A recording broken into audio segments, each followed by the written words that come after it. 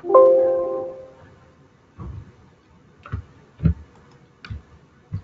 afternoon, everyone.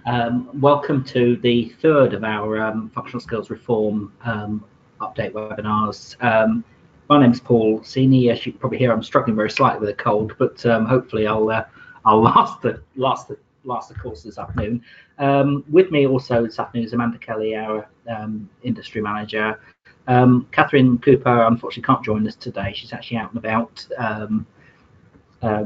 So has obviously, with the three of us, have actually worked quite closely together on the slide deck for today and also the sort of focus of today's session. Roll on quickly. Just a quick reminder of the team. I'm just waiting for the slides to actually come through. Is that coming through? No, it's not actually, for some reason.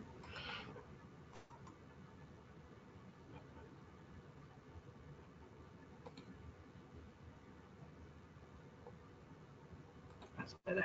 You should be able to see it properly now. That's better.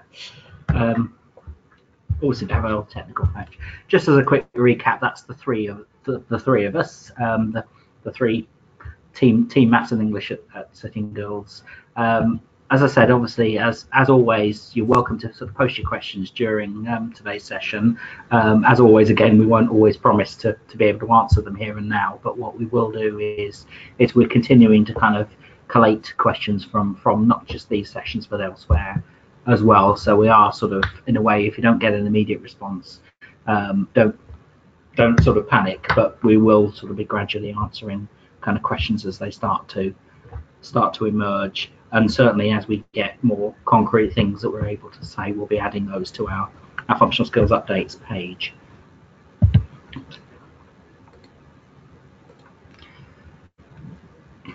Another little reminder just to sort of get started, and I'll ask a quick poll about this in a second. If this is your first session that you've joined, we've run a couple of sessions previously, you can find links to the previous webinars on our functional skills updates page. The link you can see on this screen. We will also send you out a link to that page when we send out the follow-up email after today's session, so you'll get a kind of a link to that as well. But also, as a gentle plea, can I sort of urge you, if you haven't already, to sign up for our regular email alerts and events. Quickest way of doing it is to go to the bottom of any Sitting Girls web page and you'll see a link marked events, and if you click on that, it'll take you through to a page where you can sort of tell us about your various preferences or areas of interest. If you select maths and English and functional skills within that, then that will mean that we then send you information about this area, and particularly about the functional skills reforms. So just a couple of quick kind of bits of hot news. One big thing that we are quite pleased to kind of be able to tell you about is that we've agreed with the Education and Training Foundation that they will work with us to hold a very special webinar in December, with a particular focus on looking at the phonics teaching to adults and the research that they have done over the last few months.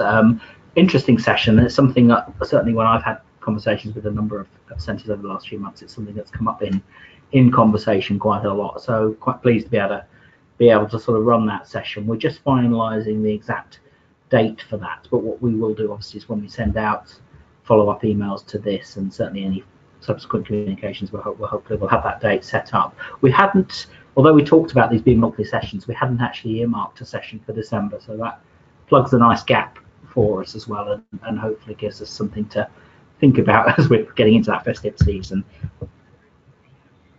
Hello, this is Amanda Kelly. I just thought, since we're here to talk about maths today, perhaps it's worth letting you know where we are in the process. As you know, once the content and the regulation guidance had been published by Ofqual, we started to get ready to think about how our new qualifications were going to look. So the first stage was for us to draft what we call an assessment plan, and each awarding organisation needed to submit that to Ofqual for their approval. So where we are on that journey now is that we have submitted our assessments for functional skills maths to Ofqual, and we're waiting for confirmation from them that they meet these requirements. We're under the impression that we will get this confirmation very shortly. We haven't been given a precise date, and we will not be in a position really to share with you what those assessments look like until we receive that confirmation. So once we receive that, we'll then move on and submit our planned assessments for English, and the same process will follow. Yeah, I mean, it's worth just saying on that is that we're obviously hopeful that we'll get a positive response from Ofqual, but inevitably, and certainly if I remember back to 8-9 years ago when we were submitting the previous or current rather functional skills, there was quite a lot of toing and froing back and forth before absolutely everything was finalised and agreed with those. So we're hoping that we'll get to find out quite soon, but obviously we'll obviously keep you posted on that. And obviously slightly frustrating for us because we'd very much like to start sharing some more tangible information about the maths assessments. We'll obviously use this afternoon session to tell you what we can about the content that underpins them, but obviously as soon as we get that green light, we'll start sharing the assessments themselves. And as I said, obviously English is next in line to kind of go through that same process. So just a couple of polls. Well, actually, I'm just going to do one poll actually today, and it really just follows up from the session a second ago. And it was to ask really, are you signed up for the Maths and English email updates? Noel.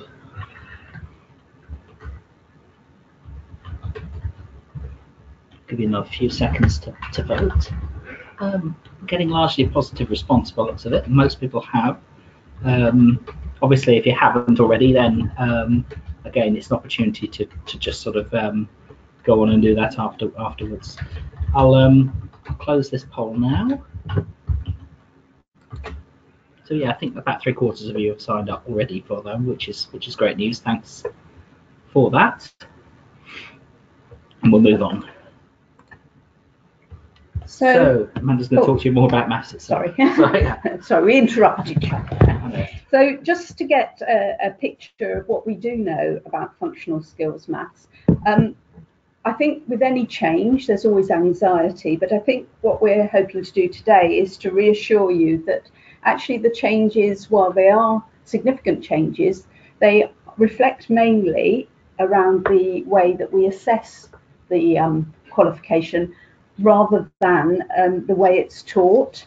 So what do we know? We know that there will be an assessment of candidates' ability to carry out calculations with and without a calculator.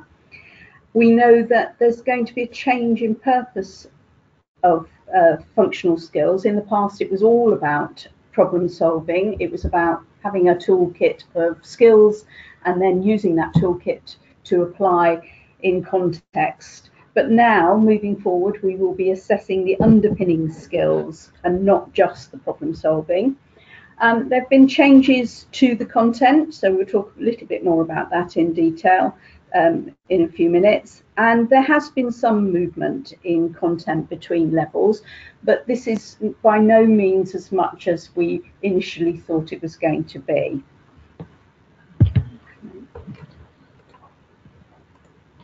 So, as I said, one of the big challenges for us, and I think certainly for yourselves in terms of a delivery point of view, is getting used to the assessments having a clear area of non-calculator assessment. That's created a little bit of a challenge for us just from an operational point of view, because initially when that was starting to be talked about, we kind of thought, oh right, okay, we'll work that in a similar way to the way that English reading and writing works. We'll just have two papers, and we'll kind of, when you're ready to do that, the calculator paper, you do that. When you're ready to do a non-calculator paper, you can have a go at that. However, what's now emerged, or certainly what emerged when the Ofqual sort of regulatory conditions came about, was an expectation that there should be a single pass mark for maths as a whole, rather than separate, entirely separate papers. What that has meant that we've obviously got to do is manage those two as a single as a single entity, what that obviously has had to mean that we've needed to sort of think creatively a little bit about how we manage that from a systems point of view. We're looking primarily at a system where we can sort of try and do that as seamlessly as possible, and obviously we have to have in mind both paper delivery and on screen in the course of doing so. So we're looking at a way of making that as painless as possible. As I said, obviously I'd dearly like to be able to say more and more about the detail of what exactly how we're proposing that to work, but obviously as we were saying, that's kind of in part of those conversations that we're having with Ofqual at the moment. One thing though to be aware of is that the non-calculator sort of activity is only roughly 25% of the total mark, so it's probably best to think of it as quite a small part of the overall assessment. Roughly the other 3/4 will be the activity that involves working with a calculator, so probably quite good to think of that as a kind of quite short part of the assessment, a kind of, if you like, a quick, not that quick, but relatively quick check of that ability to be able to operate without a calculator. But still the bulk of the assessment is still going to involve having access to a calculator. The other thing I think to think about, as Amanda was saying a second ago, obviously if we think about the current functional skills assessments, very much focused around problem solving. If we go back years and years to the original plan for functional skills, it was very much assuming that learners had a lot of that subject knowledge already, and was more about could they apply it to real situations. The new qualifications are wanting to assess underpinning skills much more explicitly. So if you think of the current maths assessments, we have 3 very big tasks, one with a sort of number focus, one with a sort of data focus, and then one with a measure, shape and space focus, and they all 3 of those have that complete represent, analyze, interpret cycle that runs right the way through them. What you will tend to see with the new qualifications, the new assessments, and I think I'm not really giving anything away here, is that there will be much more of a blend of technical skills throughout the whole assessment. So much more, if you like, in inverted commas, maths questions, and maybe some sort of slightly meatier problem solving activities, but generally much more kind of assessing learners simply on the maths itself as well as their ability to apply. And obviously as part of that, also an aspect of the assessment where there's no calculator available for use. It is worth having a look at the subject content, and we've touched on that in previous sessions if you haven't already done so, because that will help to sort of bring to life kind of what the government's expectations are in terms of the new qualifications. There is a link to those at the bottom of the page, and also the new Ofqual conditions, which I can't say a great bedtime reading, but they are certainly been crucial from our point of view, because they are ultimately what we will be regulated on in terms of any new qualifications we put forward. So changes to content. So this is the bit we've all been waiting for, really. So the content, there's been a question online about where people can find the content or the curriculum for functional skills maths, and the link on this slide will take you to the relevant page on the gov.uk site. And as Paul says, I think it's really important, not just for people who will be delivering maths, but actually people who manage the process as well, to read these documents and get an understanding of how functional skills maths is changing. I've given a couple of examples here at maths level 1 and level 2 of new content that has been added. Originally, this slide said additional content, but I think we were aware that centres were worried that the functional skills syllabus, if you like, or curriculum was growing, and that it would be much more difficult to teach this increased content. But this, unlike GCSE, the changes to the GCSE maths curriculum, the growth in the size of content is not significant at all. For example, at level 1, we're really only seeing the introduction of assessing elevation and nets in 3D. There's a requirement for us to assess measuring angles and using angles to describe positions and directions, and also about grouping discrete data. And I've just spotted my first spelling error there. I'm just saying, yeah, that's not the right sort of discrete. Very subtle data rather than the... Yes, that's very quiet data as opposed to discrete data. So those are the changes at level 1. And at level 2, we're seeing the introduction of compound measures such as speed and density, and coordinates and angles. But some of these were always in the curriculum. And actually, the intention was that people were not delivering to the test, and that actually we were delivering the content of the standards, which is always going to be greater than was assessed. What's happening here is that we're being asked particularly to assess the items shown here in the box, which is the biggest change, I suppose. Yeah. The other area of change is that there was some movement between levels. So initially we thought we were hearing that there was going to be a much greater movement of content between level 1 and entry 3, so that maybe the gap would become smaller, and that maybe there would be more content at level 2, making level 2 significantly more difficult. But this actually hasn't really been the case. We know that the purpose for entry level qualifications for functional skills is being separated somewhat from the purpose for level 1 and level 2. And actually at entry level, we're looking much more about the ability to understand the maths, and the application is firmly sort of in the level 1 and level 2 ballpark. So what we've seen, for example, is that extracting information from graphs has moved. It used to be a level 1 skill, but now that's sort of sitting at entry 3. And then for also working with discrete and continuous data.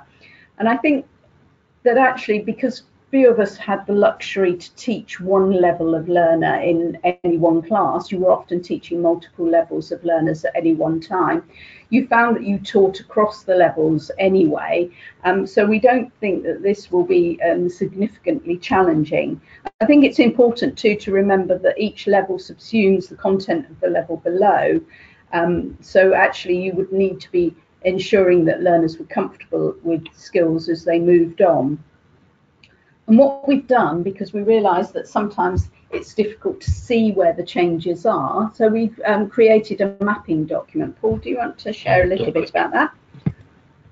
This is a document. We'll actually send you out a copy of this document when we send the sort of follow-up email from today's session. But really what this is something that, and this is really something that initially our assessment team sort of pulled together, because they obviously needed it more for their own understanding, because obviously if they're creating assessments, they needed to make sure that the building, when they build a level 1 or a level 2 test, that they're actually taking into account everything that is now expected at each level. So it was kind of, it came out of kind of something that was useful for them, but I think we realized quite early on it would be probably useful for yourselves as well. So it is a little bit rough and ready, the document. We are going to do a little bit of work to probably refine it over the next couple of months, but I think we were keen to have something we can give you. And I think having also sort of made a point of wanting to sort of have something tangible to sort of give out at each of these sessions, we were keen to kind of get this together. So to explain how it works is it takes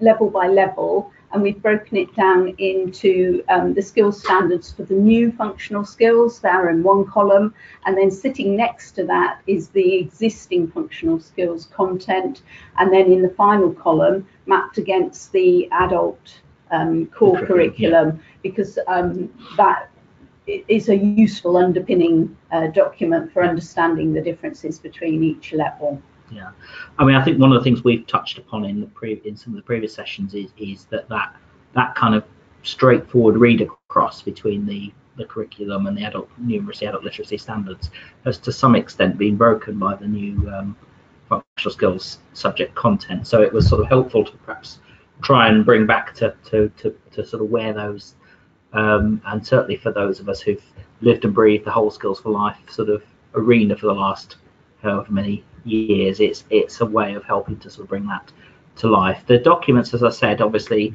it's quite difficult to kind of capture it on a slide, so it's probably better to let you sort of have a play with the document itself. But in essence, as Amanda says, it's what we were trying to do was really show you sort of two things: one, where expectations have shifted from one level to another, but also where there are new things that have kind of crept in terms of things that we're expected to assess in terms of the actual functional skills assessment. So probably worth saying that we are working on a similar document for English, and obviously we'll share that next month. We're intending to sort of obviously have a closer look at English anyway, and I would certainly imagine, based on where we are, I would imagine we'll have a similar document ready at that point to share as well.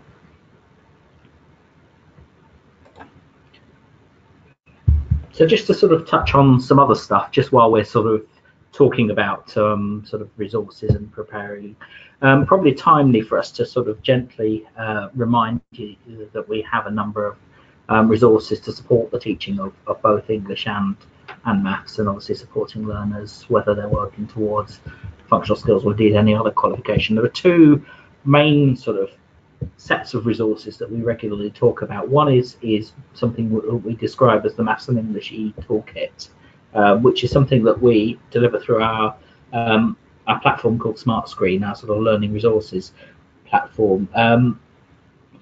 We are doing a little bit of work to review that at the moment in light of the functional skills changes, and particularly around how we articulate what level particular bits of content are relevant to. So there's some work going on at the moment. Certainly our intention in the spring is to probably share some of the outputs of that. It's probably worth saying, because I was lucky enough to join in those conversations, that actually we've got two products sitting on SmartScreen. We have the functional skills, free functional skills, and the paid for functional skills materials, as well as the Maths and English e-toolkit. And what we're looking at is taking that content and making sure that it's still relevant, and making sure that it's labelled appropriately to the same level. So it's been quite an opportunity to revisit that and to look at how ensure that it's still relevant for your learners. Yeah. So that's there. That will continue to be there. We'll talk more about what that looks like. Alongside that is something else that we've been offering for the last 3 or 4 years, and that's another tool called the e-functional skills resource, and that actually doesn't sit on our platform. It's something where we worked with Hodder, the publishers, to sort of develop and sit in Guild's eyes the content, if that's an adjective. So it's designed much more specifically around supporting functional skills from a sort of beginning to end. So it incorporates an initial assessment tool, as well as some more detailed diagnostic assessment, and then some signposted learning content, and a quite substantial tracking mechanism that sits behind it. Again, that is sort of being reviewed at the moment in light of the changes to functional skills, and there will be obviously an updated version of that will emerge over the coming months to sort of support the new qualifications as they come along. But certainly an intention is to continue having that available, as well as the obviously the revised version of e-toolkit. And we are aware that centres may well have people who will continue on the existing functional skills for that remaining year until they achieve, and they will probably still need that. If they've already got access to e-functional skills, they will need that to continue with that. So the intention will probably be to have 2 different platforms. There'll probably be a before and after version, won't there? Yeah.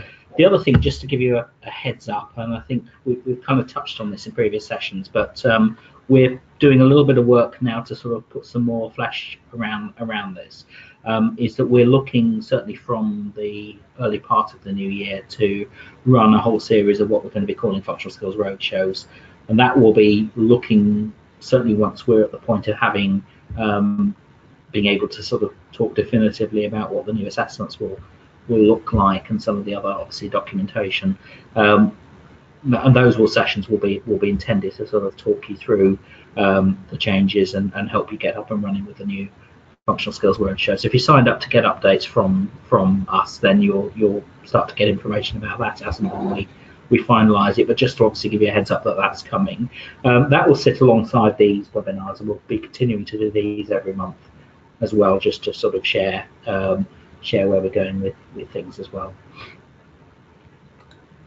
So, as Paul said earlier, next month the intention is to focus on English and to have the English subject content mapping document. Already some people have asked questions on the question box about English. I will take those forward and make sure that we answer those in the webinar for English. But if you have a question that you specifically would like to ask to make sure you get the information, please email fsreform@cityandguilds.com. Any comments or feedback can be sent to this inbox, and we monitor that and then use that to help us move forward. Worth saying also, sorry, go on. Yeah, I'm going to say worth saying also, one of the things that we are also have also developed, and we're going to be sort of rolling out over the sort of coming couple of months, is a series of CPD sessions to support specifically the teaching of English. It's something that we trialled briefly before the summer, but we're kind of now in a position to sort of roll it out more fully. So you can see on this slide a series of dates. We've developed this around a series of modules, so you can see there are a session that's focused around practical resources to support some reading and writing toolboxes, looking at different sort of focus also on digital tools. We've quite deliberately designed these to be relevant to the teaching of English, so not specifically targeted around the current or the future functional skills, but around anybody in any setting that is involved in the teaching of English. That's not to say that we're not we haven't developed the content for these without an eye on at least what the expectations are for functional skills or indeed for GCSE, but that's the focus is really about trying to support good teaching and learning practice. And I think it's probably worth saying that originally this content was developed particularly with the post-16 market in mind, because we find that many people delivering functional skills may not be subject specialists, and in order to support our colleagues who maybe are less confident around the delivery of English, these sessions were devised, and the intention is, if there's enough interest, to develop a similar selection for maths. Yeah. So if you are interested in maths sessions, then please feedback to the FS Reforms inbox, and then we can commission some of that. Because I mean, to preempt the obvious question, when are we doing something similar for maths? And I think the answer clearly is we'd like to, but obviously we're keen to roll these sessions out first. Worth saying also that although we've put this calendar events together, we're happy also to look at delivering this on an in-house basis if you're willing to sort of, or you're looking to sort of run a session particularly for your own team or for colleagues. So that's an option that our events team are also able to sort of have. In terms of getting the detail of these sessions, you can see there's a link through to our events page, and it's possible to sort of sign up for these. They are chargeable events. It's important not to confuse these with the free functional skills launch events that we're going to be running, that obviously will kind of coexist alongside these. Just one more thing before we move on is somebody has asked a question about the whether we will be updating the invigilation requirements. I think we can quite definitely say yes. I think because any changes to the assessment model will require detailed instruction for people who are running assessments. So yes, you can rest assured that as part of the development, we will we're developing sample assessments, new handbooks, new guidance for delivery documents, and the invigilation requirements will certainly be part of that development. I mean, that's sort of on several levels, in the sense that if you think about it, there are obvious things that we're going to need to provide some quite clear guidance around, and the calculator non-calculator is the most obvious point there. The non-spell checkers and dictionaries no longer being permitted for English writing likewise. What I would imagine will also, because one of the things that Ofqual is quite keen to see out of the reforms is a greater degree of consistency across all the organisations. So there will probably most likely be some changes that we need to make to the expectations to take account of that. That said, I think we are absolutely conscious that this is a qualification that's delivered in a huge wide range of settings, is delivered not necessarily in a traditional exam hall in June, and that we've absolutely got to, although we've got to provide as much clear guidance as possible, we're approaching it, and we'll certainly continue to approach this from the standpoint that we're recognising that a lot of the settings in which this takes place aren't necessarily the traditional exam hall, and obviously with that there are certain do's and don'ts that are going to need to be there. And leading out of that, we don't expect any change to entry level. We're going to do a webinar specifically about entry level later in the series, but you can rest assured that we don't intend to change the delivery of assessments for entry level. Will still be centre delivered and centre marked. They will not move to an external marking model. So again, the invigilation requirements around those centre marked assessments will be made quite clear. Yes, yeah. I mean, I think that's there's obviously going to be some content changes. There will obviously be just thinking about the English. One of the things that is there is things like word lists, and we're currently looking at how best to manage and accommodate things like that. But if we think about the operation of the assessments, I can't envisage that changing from what we have at the moment, which is the kind of the bank of live papers that you access and use as and when learners are ready to take them. So on to this slide, so we've given you all that extra information. So in terms of staying in touch, we're going to continue with these webinars. They are set to continue right the way up to August. Yeah. So that'll keep Paul and I busy, I think. If you've signed up via the link, then you will have signed up for the series, and you should get an email reminder ahead of each webinar. If individuals, often groups of you will be listening huddled around one computer or watching this together, and that is fine, but people can still sign up because they will then receive the slide decks and any deliverables into their inbox. So please feel free to sign up if you haven't done so already. Just a reminder, as Paul says, our email alerts, the link to sign up for those at the bottom of any City and Guilds webpage. And these are not just for the exams officers or the managers of maths and English. We would encourage anybody who has an interest in maths and English on functional skills to sign up for these. You can choose just to receive communications about functional skills, so that we're not filling your inbox with lots of unwanted information. We have an updates page, which there's a link to this from the current functional skills qualifications page. And coming soon, as we're going to publish the frequently asked questions, much of which has been drawn from centre comments and your feedback during these webinars. So thank you very much. Keep asking those questions. Paul's going to do a maths and English blog. Yes, yeah. We've been training this for a couple of months, but we're looking to actually set that live next month. Well, that's so good. I look forward to reading that. Come through, and that will, well, I won't say too much more about it at this stage, but it's coming. And we have to be aware that it's business as usual, so we are continuing to do our usual centre visits, and our networks for maths and English, they will continue, and that will be in addition to the launch events and the what we're very grandiosely calling the roadshow. Roadshows, yeah. Just on the networks, just a couple of dates. If you're ever going near our events page, you'll see those dates. But we've got two firm sort of networks coming up over the course of the next month. One is in London on the 16th of November.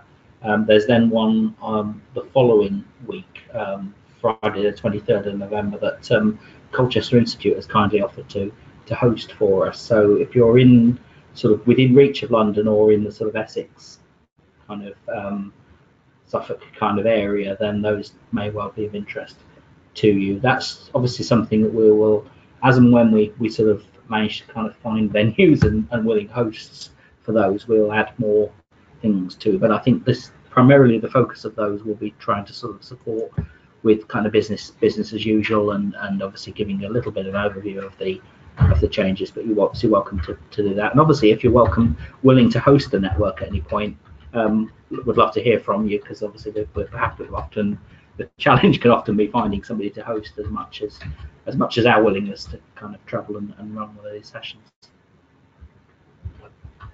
So have we got any sort of burning questions that might be worth trying to answer? No, I think we've managed to capture most of them, but what I'm going to suggest to Paul is, when he's done this last slide, that we leave the webinar open for 10 minutes or so, just to let people have the opportunity to type any questions. Yeah, and if you do that, worth saying also that Amanda and I are both avid tweeters, so you're welcome to obviously to sort of follow us and nag or pester us on there as well, if you so wish, in the nicest possible way. And obviously don't forget also the FS Reform mailbox as well. As I said, obviously, as with all the sessions, you'll get a recording of it, or a link to a recording of this afterwards, and we'll add it to the Functional Skills Updates page. So if you're so minded, you can go back and listen again to this after the event. Again, obviously, just remains for us to say thanks again for giving up part of your Wednesday afternoon if you're joining us live, or giving up whenever it is you're listening back to the recording of this. And we'll be back again next month to talk about English. As I said, we'll leave this open again for a few minutes in case there's any more questions that come to mind. But have a good day otherwise, and we'll speak to you soon. Thank you. Bye-bye.